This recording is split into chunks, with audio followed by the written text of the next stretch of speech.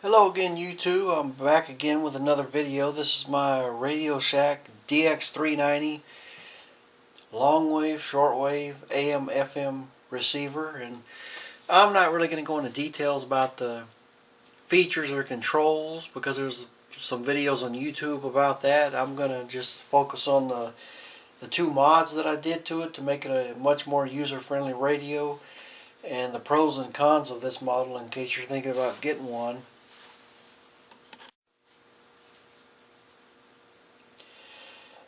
Now, I know this video is going to run long, so we're going to break it up into two parts. The first video, part one, is going to be the mods, and then part two, you can go look for part two. I'll try to upload them at the same time as part two is going to be the pros and cons of this model. First of all, the mod that I did was I disabled that annoying beep on this radio. When you push certain buttons or when you're scanning the bands and it changes band, you get a really loud beep, and you couldn't turning down the volume wouldn't get rid of it. No matter where the volume was, it would be loud, and even if you had headphones plugged in, it would still give you a real loud chirp because it's that operates on a separate speaker. So and one problem with that is, even though my wife is asleep in the next room, when I'm using the radio late at night, it would tend to bother her. I mean, it wouldn't wake her up, but if she already woke up in the middle of the night, she would have trouble going back to sleep hearing this beep beep beep. So I disabled it. It's a very easy mod. All you do is you take the back cover off. There's 5 screws. 1, 2, 3, 4, and the 5th one is underneath the D battery. You got to take the batteries out. You take the 5 screws off, pull this cover off. Now there's no wires that tether the back of this cover to the rest of the radio, which makes it a lot easier. That everything just makes contact when the cover's on. So you take the 5 screws off, take the back cover off, and right about in here you'll see a little tiny speaker about 1 inch in diameter, and you'll see 2 little wires, a red and a black wire, running to it. Just snip the wires and that's done. It's that simple. Now let me demonstrate how there's no beep. See, you'll get kind of a little chirp when you switch bands, but that's volume controlled. You can turn the volume all the way down and you don't hear it. So no more annoying beep.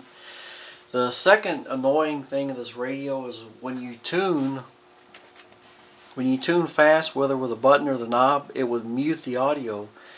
So when you're scanning the band listening for strong signals, you can't hear them with it muted. So there's a little green wire you can cut, and I'm not going to go into detail about it because there's other videos on YouTube for that. But the other guys that did it, they suggest you have to take off you got to take the back cover off, obviously, and then they suggest you got to take the volume knob off, and you got to take off that green circuit board to get to the wire. Well, I took the back cover off, and without taking the green circuit board off, I kind of looked in from the side, and I could see that wire. Be sure you watch the videos carefully so you know which wire it is. Then you can look in from the side and see that wire. And if you've got wire cutters that are small enough and thin enough, you can get in there and snip that wire without having to take the green circuit board off. So I'll go ahead and demonstrate.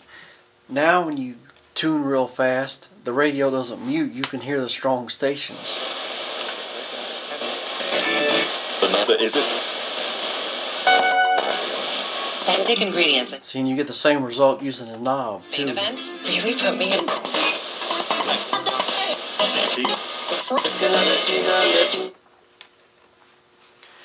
So this is going to conclude part 1 of the mods, and you look for part 2, the pros and cons of the Radio Shack DX390. Oops, something I forgot to mention before I shut the camera off is, now after I did the 2 mods, when I put the radio together and put batteries back in it, I thought I killed it because it wouldn't power on.